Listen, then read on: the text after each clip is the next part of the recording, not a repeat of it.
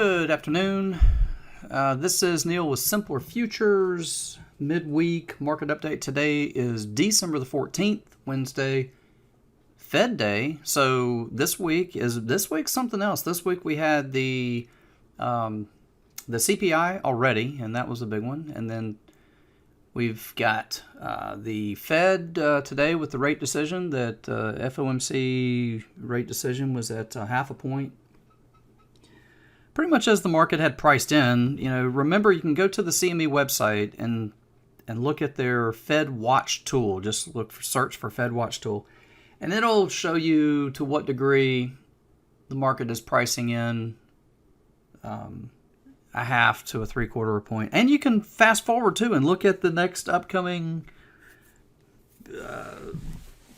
announcements and what's the market got priced in for that as well. So, all right. So what you got on screen here is an interesting story. Okay, because it's always something, isn't it? On the left here is last week, and that was a December contract.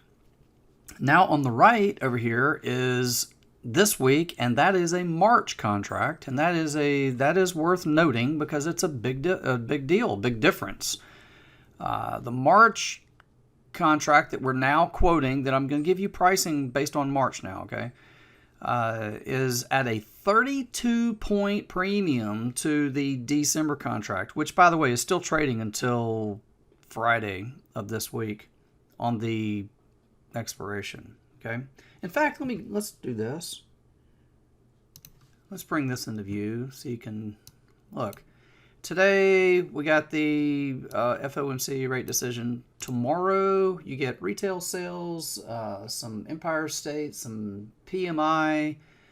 You also get the BOE and ECB. That's tomorrow. And then on Friday, we have the triple witching end of quarter expiration, where the futures contracts expire, the futures options and equity options, triple witching, everything expires on Friday at end of week this week, right? So this is, there's more than enough going on this week. There was CPI, then there was a Fed, then there's the ECB and the BOE, and then we have a big expiration, not just a regular monthly, but a quarterly expiration. All right, so I'll probably have to bring that. All right. Over here, if you remember, everything that we've been talking about has been largely centered 39.60. Okay? But remember, that's a December contract. So now that new number is plus 32. So that number, that same 39.60 is now 39.92. So we got to remember that. You just have to kind of make that,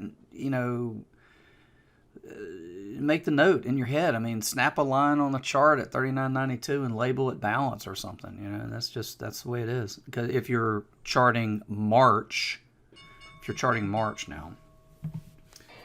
So, what is all that? End of day, the bell, some orders expiring, that kind of thing.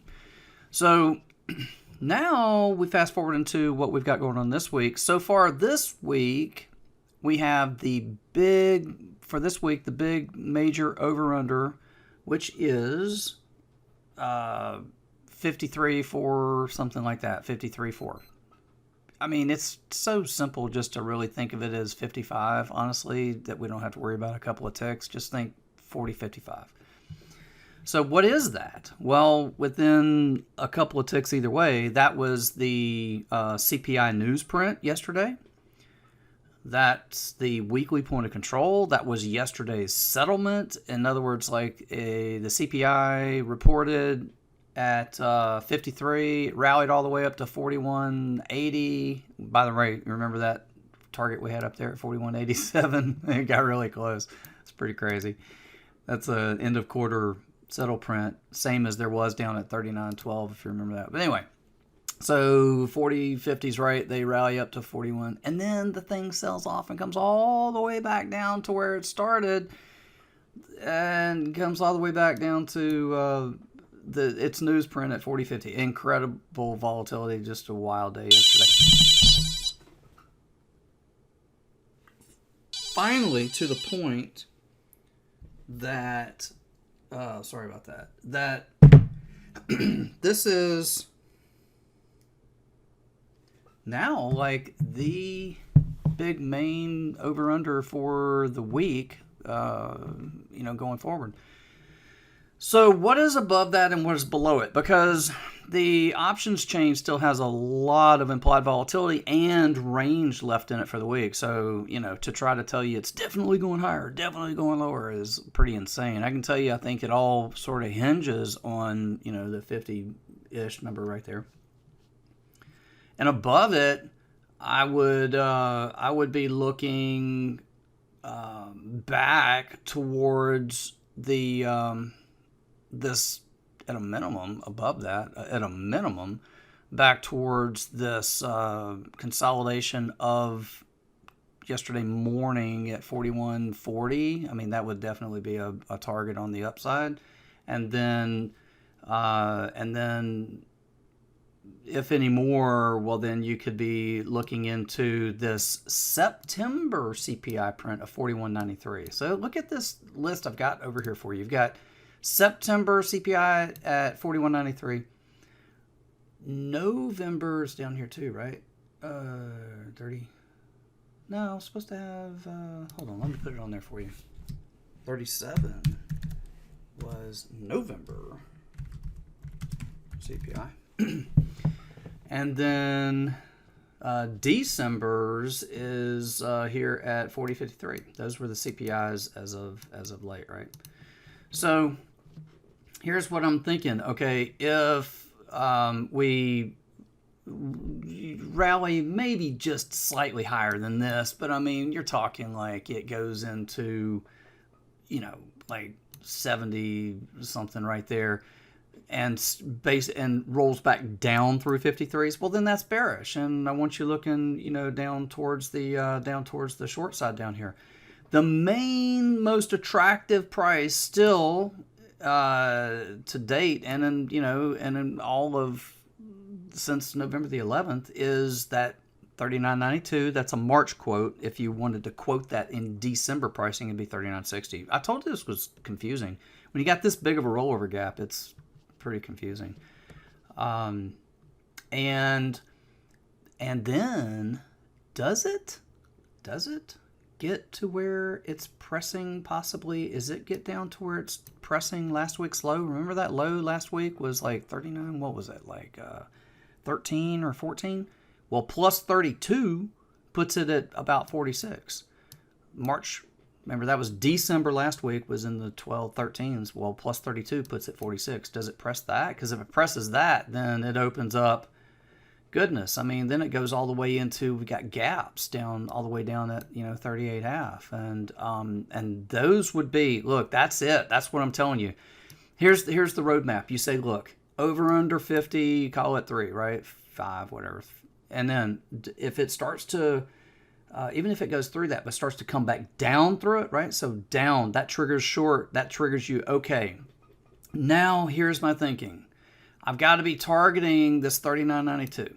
Okay, 39.92 is definitely a magnet, but can it hold or can it breach? I don't know. If it starts to breach through that, then you start thinking, oh, wow, what about last week's low?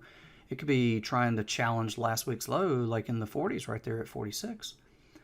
And it could hold, but hey, and this goes forward too. Because this is true for even like next week. Okay, so 46, it holds, fine. What if it doesn't? If it doesn't, then you have in mind, right? You've got ideas. You're like, I'm not trying to hold on for 5 or 6 points. No.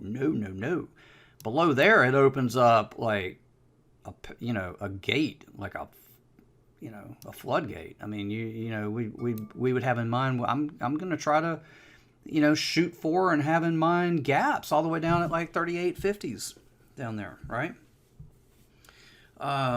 That's on the short side. Now, on the long side, okay, so it does maybe print into, call it, like 75 tonight, and then come back down and hold 53 as support, right? It comes in 75, comes back down and holds 53. Not able to get down, but holds it.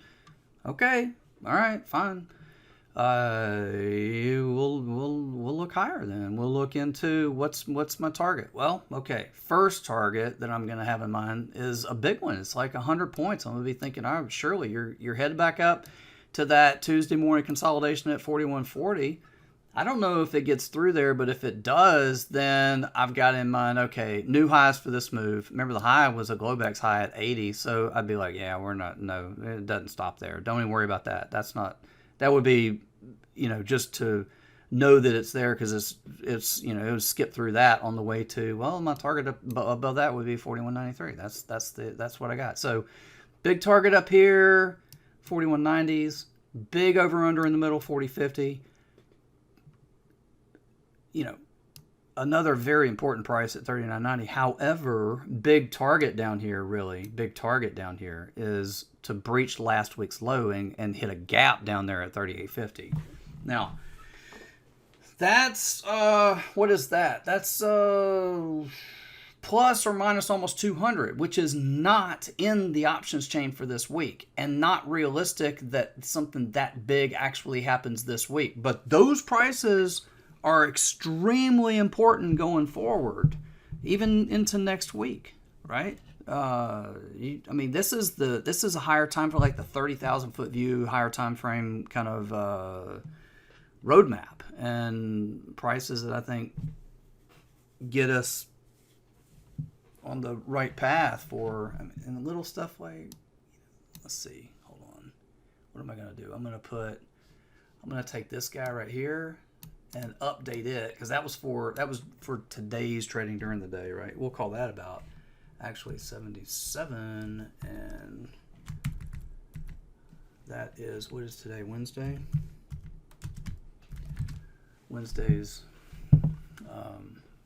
So like, to stay here, here's an idea. Like, it doesn't go any higher than that, right? To stay down.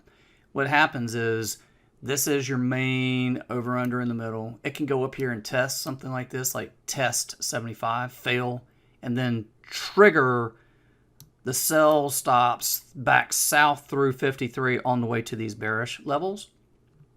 Or it goes up and it tests tomorrow, goes up and tests today's point of control, comes back down, sits its feet on this main big over under in the middle right here, and actually holds for these bullish targets up here that I'm giving you.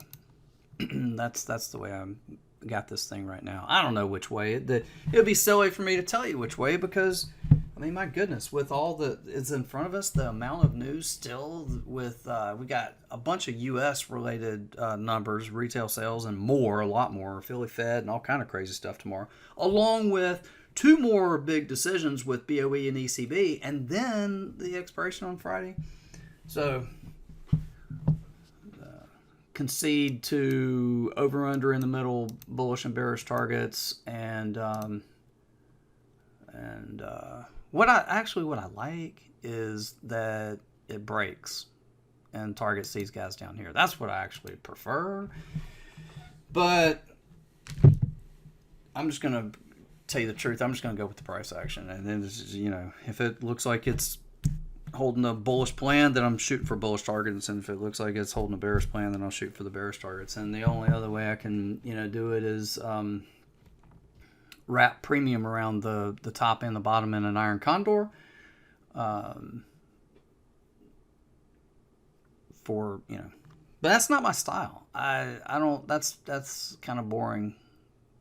It's a good income strategy, but it's not my style. I'd rather figure out the direction, get directional, and shoot for the targets is what I prefer. So hope it helps. Good trading.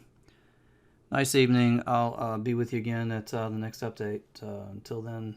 Without simpler trading, I could not have financial independence. This is one of the best investments I ever made in my life. It's helping me find consistency. It's one of the things that won me